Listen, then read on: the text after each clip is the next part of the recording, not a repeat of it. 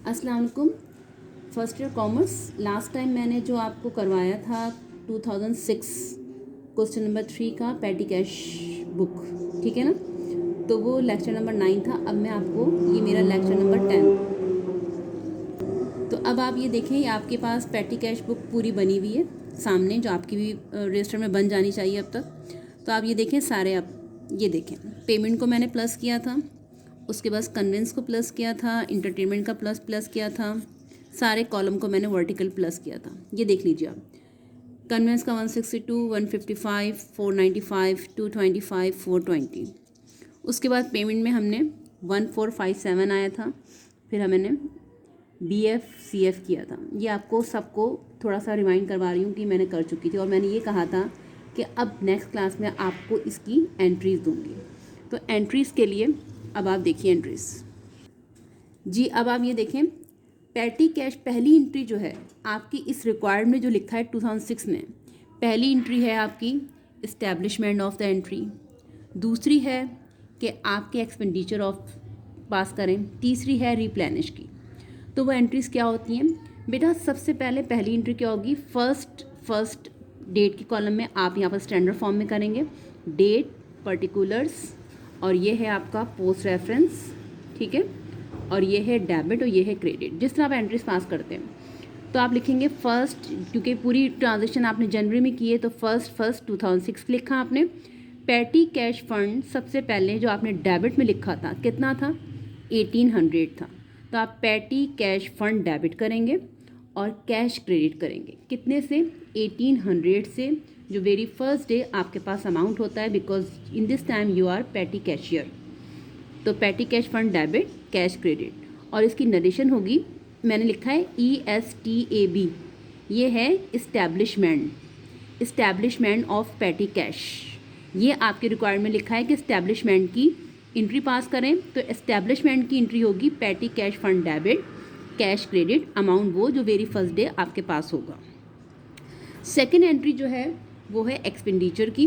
तो बेटा conveyance, entertainment, postage, transportation, sundries, जितने भी XYZ आपने कॉलम बनाए, अभी तो इसमें 5 कॉलम है, हो सकता है आपके आगे भाई जो दूसरे क्वेश्चन करें, मैंने आपसे बताया कि हर एक्सपेंडिचर का, हर एक्सपेंसेस का कॉलम अलग बनेगा अकॉर्डिंग टू द क्वेश्चन। तो जितने भी आपने कन्वेंस सबको डेबिट कीजिएंगे। क्या करेंगे? Conveyance debit, entertainment, postage, transportation, sundries, सबको डेबिट किया आपने, और उनके जो अमाउंट है सामने लिख दिए, और ये सब डेबिट हुए हैं। तो क्रेडिट क्या होगा? Patty cash fund credit. कितने से? इन सबको प्लस कर देंगे, 1457। इसका मतलब क्या है कि आपका पैटी कैश फंड का जो अमाउंट है वो आपके एक्सपेंसेस बढ़ गए हैं आपके, और फंड जो है एसेट्स होता है वो एसेट्स डिक्रीज हो गए हैं। पहले में आपने किया patty cash fund debit, cash credit, दूसरे में आपने किया expenses debit, patty cash fund credit. कितने से? 145। तो ये आपकी पहली एंट्री 1800 से हुई थी, दूसरी तमाम एक्सपेंसेस की एंट्री। इसका नरेशन क्या होगी? Expenditure of petty cash. Expense लिखा है मैंने डॉट के साथ, यहाँ पर लिखेंगे आप एक्सपेंडिचर ऑफ पैटी कैश। अब ये जो है आपके पास थर्ड एंट्री क्या होगी? थर्ड एंट्री में वो कह रहे हैं रिक्वायर्ड में रिप्लेनिश की एंट्री करें। रिप्लेनिश क्या होता है?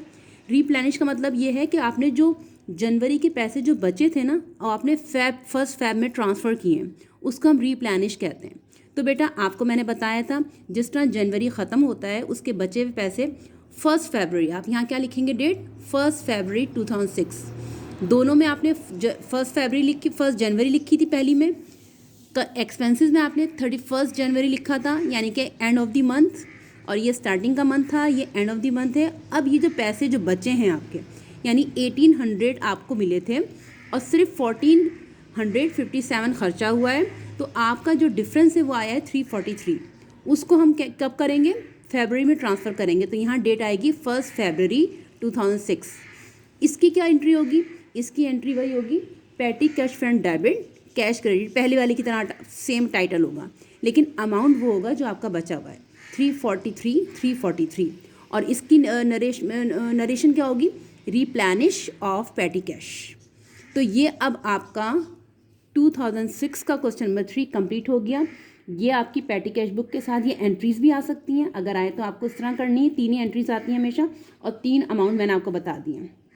पहला वो जो आपको मिलेगा, दूसरा वो जो एक्सपेंसेस होंगे, तीसरा वो जो कि इन दोनों का डिफरेंस होगा। और अगर फॉर एग्जांपल सारे के सारे पैसे ख़त्म हो जाते हैं तो जाहिर सी बात है आप फेब्रुअरी में कुछ भी ट्रांसफ़र नहीं करेंगे, तो फिर ये वाली एंट्री आप यहाँ पर 0 या नथिंग क्रॉस लिख के भी एंट्री पास कर दें। टाइटल लिख दीजिएगा, अमाउंट आपका 0 हो सकता है।